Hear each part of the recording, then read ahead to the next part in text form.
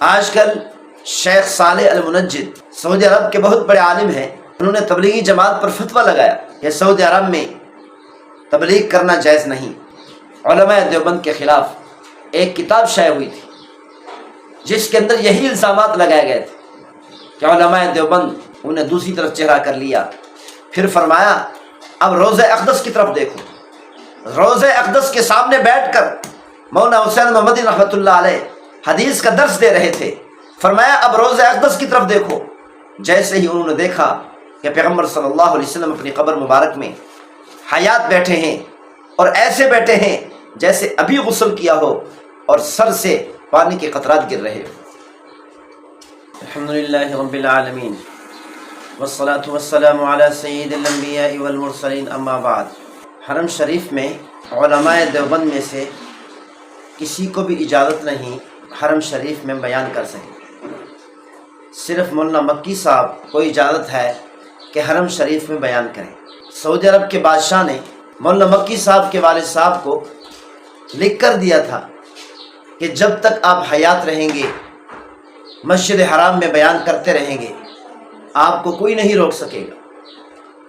اور اسی طرح آپ کے بعد آپ کے بیٹے بیان کرتے رہیں گے، دینی خدمات پیش کرتے رہیں گے، کوئی نہیں روک سکے گا۔ اور اسی طرح ان کی اولاد جب تک آپ کی نسل باقی رہے گی اس وقت تک مسجد حرام میں یہ بیان کرتے رہیں گے، دینی خدمات پیش کرتے رہیں گے۔ لیکن مولانا مکی صاحب کا کوئی بیٹا نہیں ہے، اسی لیے مولانا مکی صاحب کے بعد لگ رہا ہے کہ شاید یہ سلسلہ یہیں تک ختم ہو جائے۔ مدینہ یونیورسٹی والا ادارہ چلا۔ آج کل شیخ صالح المنجد سعودی عرب کے بہت بڑے عالم ہیں، انہوں نے تبلیغی جماعت پر فتویٰ لگایا کہ سعودی عرب میں تبلیغ کرنا جائز نہیں۔ جو تبلیغی حضرات تبلیغ میں چل رہے ہیں یہ سعودی عرب میں کام نہیں کر سکتے۔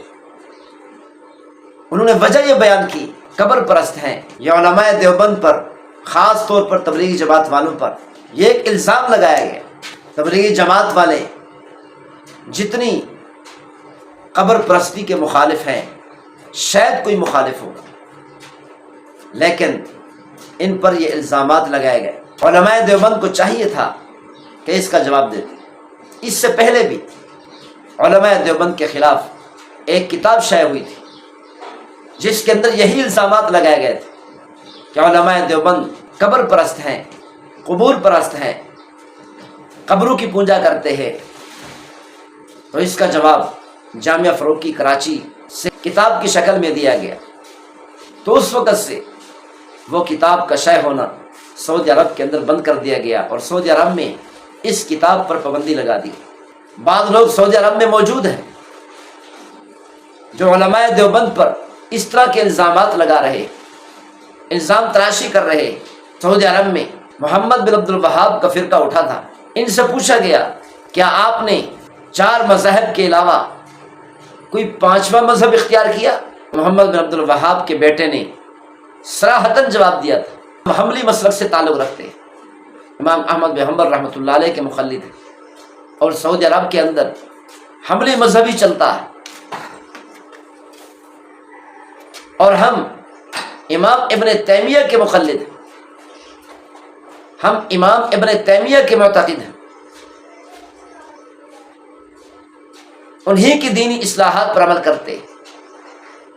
لیکن اگر کسی مسئلہ میں امام ابن تیمیہ رحمۃ اللہ علیہ ان 4 مذاہب کے خلاف فتویٰ دیتے ہیں تو ہم اس کو نہیں مانتے۔ کیوں؟ ہمارا تعلق حنبلی مذہب سے، ہم امام احمد بن حنبل رحمۃ اللہ علیہ کے مقلد۔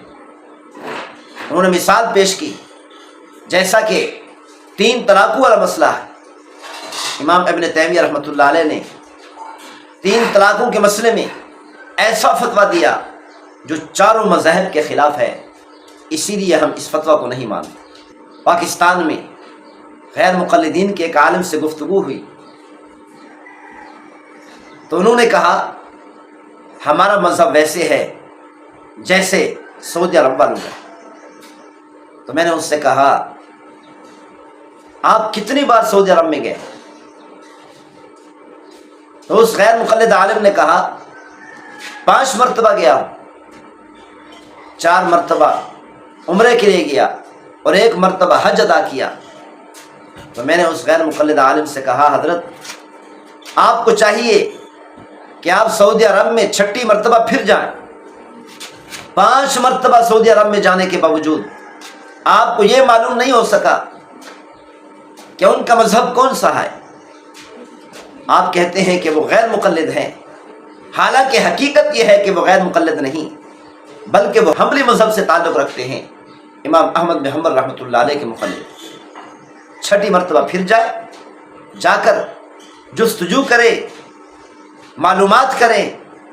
میں 1 مرتبہ بھی نہیں گیا، لیکن اس کے باوجود بھی آپ سے زیادہ مجھے علم ہے کہ سعودی عرب کے اندر عام عرب شیوخ امام احمد بن حنبل رحمۃ اللہ علیہ کے مقلد، وہاں پر حنبلی مذہب چلتا، وہ غیر مقلد نہیں۔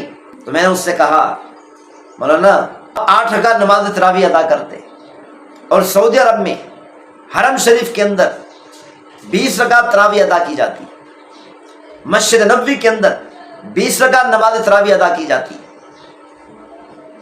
اور آپ کا مسلک یہ ہے کہ اگر کسی شوہر نے 3 طلاقیں دے دی تو وہ 3 طلاق 1 طلاق شمار ہوگی، لیکن سعودی عرب کے عرب شیوخ کا مذہب یہ ہے کہ 3 طلاقیں ہی شمار ہوں۔ ایک وقت میں اگر یا ایک ہی جملہ سے اگر کسی نے اپنی بیوی کو 3 طلاقیں دے دیں تو امام احمد بن حنبل رحمۃ اللہ علیہ کے مذہب کے مطابق وہ 3 طلاقیں ہی شمار ہوں گی، وہ 3 طلاقیں 1 طلاق شمار نہیں ہوگی۔